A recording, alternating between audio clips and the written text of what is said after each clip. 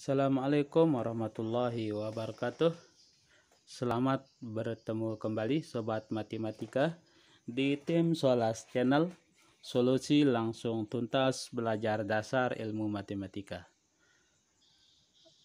Pada kali ini kita akan membahas tentang aljabar.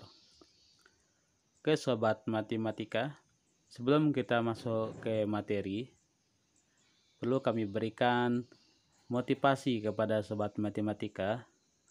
Dalam mempelajari semua ilmu, tidak ada ilmu yang sulit asal kita masih ada niat untuk belajar.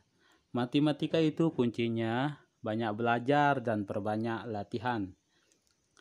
Kita langsung ke materi, yaitu materi aljabar.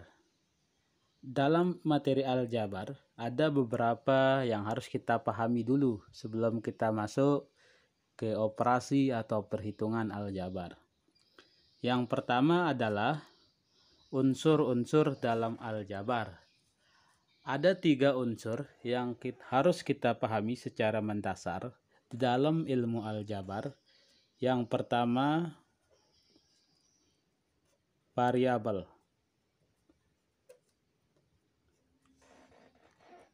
Yang pertama adalah variabel. Variabel adalah lambang yang digunakan dalam aljabar yang diambil dari abjad, baik itu A sampai Z. Variabel atau lambang pengganti. Variabel itu disebut lambang atau pengganti angka. Nah, di sini variabel itu dipakai adalah abjad dari A sampai Z.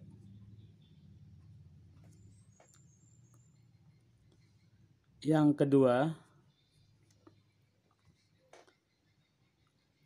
koefisien.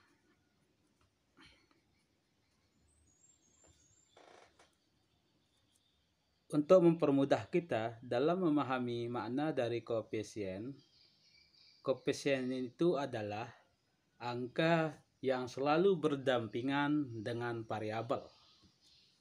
Koefisien itu adalah angka yang selalu berdampingan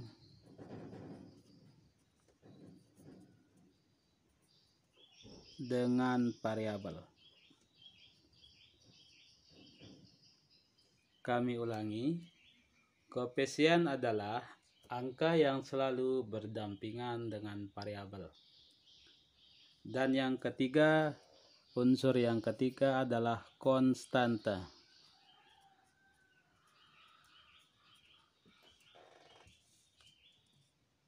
Konstanta adalah angka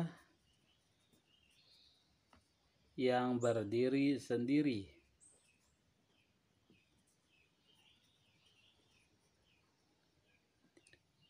Angka yang berdiri sendiri tanpa pendampingan variabel. Itu konstanta. Untuk memahami secara lebih dalam, kami akan memberikan contoh tentang variabel, koefisien, dan konstanta. Perhatikan Sobat Matematika. Contoh.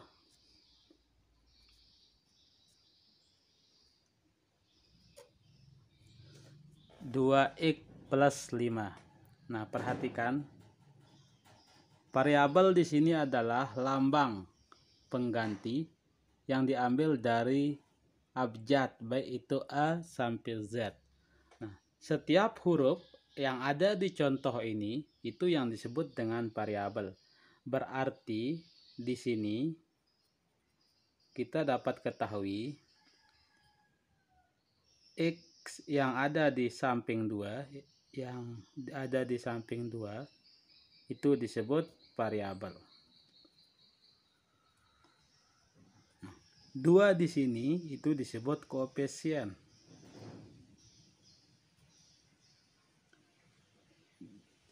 Dua di sini disebut koefisien karena tadi kami sudah jelaskan koefisien adalah angka yang selalu berdampingan dengan variabel.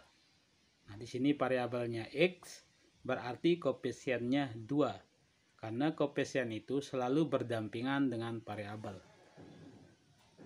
5 di sini adalah konstanta.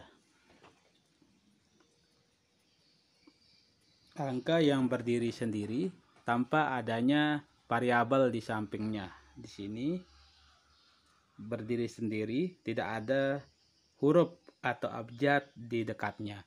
Nah, itulah yang disebut dengan konstanta. Kami ulangi, variabel adalah huruf yang selalu berdampingan dengan angka. Di sini angkanya 2, hurufnya X. Nah, X inilah yang disebut dengan variabel. Angka yang bersamaan atau berdampingan dengan X itu disebut dengan koefisien. Nah, sedangkan 5 di sini karena dia berdiri sendiri tanpa adanya angka, tanpa adanya huruf di sampingnya, itu disebut dengan konstanta karena dia berdiri sendiri. Nah, itu yang disebut dengan konstanta. Yang kedua yang harus kita pahami adalah suku sejenis dan tidak sejenis.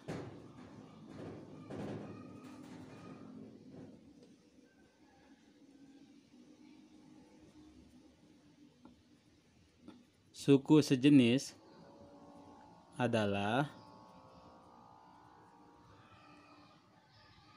suku yang memiliki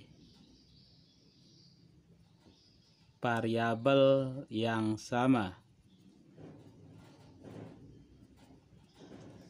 Suku yang memiliki variabel yang sama.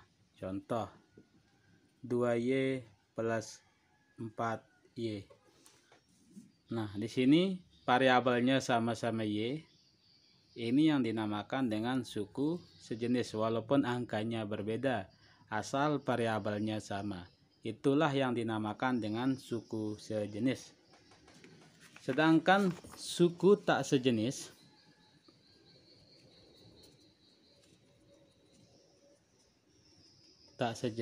adalah suku yang memiliki variabel yang berbeda. Contoh, 5X plus 2Y. Nah, suku yang pertama itu variabelnya X, suku yang kedua variabelnya Y. Nah, karena variabelnya berbeda yaitu X dan Y, sehingga ini dinamakan dengan suku tak sejenis. Yang ketiga yang harus kita pahami adalah suku 1, 2, dan 3. Nah, ke sobat matematika harus bisa membedakan mana yang dinamakan suku 1, 2, dan 3. Kita mulai dari suku 1.